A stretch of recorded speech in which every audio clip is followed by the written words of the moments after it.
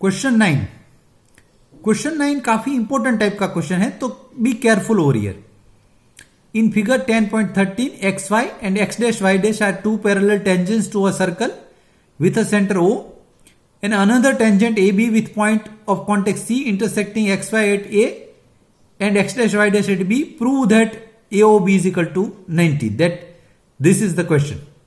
तो xy एक line है, x dash y dash दूसरा लाइन है, वो दोनों तो टेंजेंट ही है. एक तीसरा line AB is also tangent और वो कहां पे टच हो रहा है? C पे. That everything is given.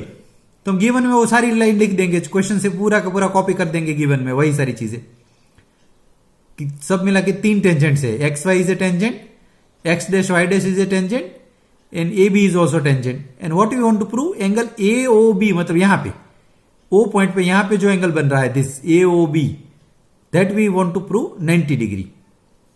अब यहां पे आप फोकस करो, डायग्राम के ऊपर फोकस करो. What we have to do over here, हम पहले तो ओसी लाइन ज्वाइन कर देंगे. ओसी, यहां पे ओसी ज्वाइन कर दी. देन यहां पे जो एंगल बन रहे हैं चारों एंगल, उसका हम नाम देंगे. इसका नाम 1. फिर ये दूसरा एंगल जो ए ओ सी बन रहा है ये वाला, उसका नाम 2, 3, 4, 1 2 3 4 एज्यूम कर लेंगे. अब now what we want to prove, हमें इन दोनों ट्राइंगल को कॉन्ग्रुएंट प्रूव करना है. कौन दोनों ट्राइंगल को? ये ऊपर जो ए पी ओ बन रहा है और नीचे जो ए सी ओ बन रहा है, जिसमें एंगल 1 एंड एंगल 2 है. एक ट्राइंगल हो जिसमें एंगल 1 आ रहा है और एक का एंगल 2. प्रूफ अभी हमने जो थ्योरम में प्रूव किया था उसका सेम टू सेम प्रूफ है. यहां पे उसी रूल से हम प्रूव करेंगे कि दोनों में एक एक राइट एंगल है, angle P and angle C is right angle. फिर दोनों में एक एक रेडियस है, OP and OC are radius, यानी बीच में ओ ए लाइन कॉमन है. उसी रूल से हमने वापस प्रूव किया RHS रूल से. So this two triangle are congruent by RHS rule. So by CPCT what we can say, angle 1 and angle 2 are equal, we can say from CPCT.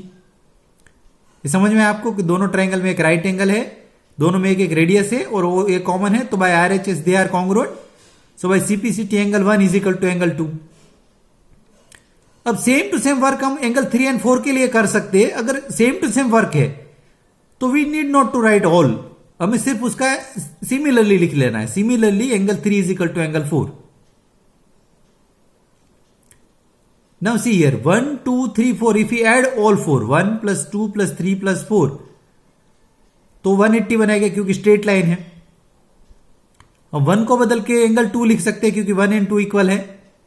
4 को बदल के हम 3 रख सकते हैं क्योंकि वो दोनों इक्वल है, हमने यहां प्रूव किया है वो बाय 1 एंड 2.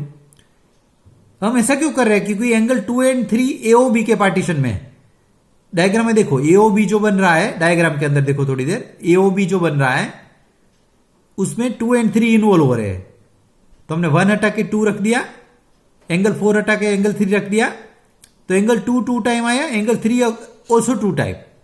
तो 2 टाइम एंगल 2 प्लस एंगल 3, 2 से डिवाइड कर दिया तो angle 2 plus angle 3 is equal to 90 and 2 plus 3 क्या होगा?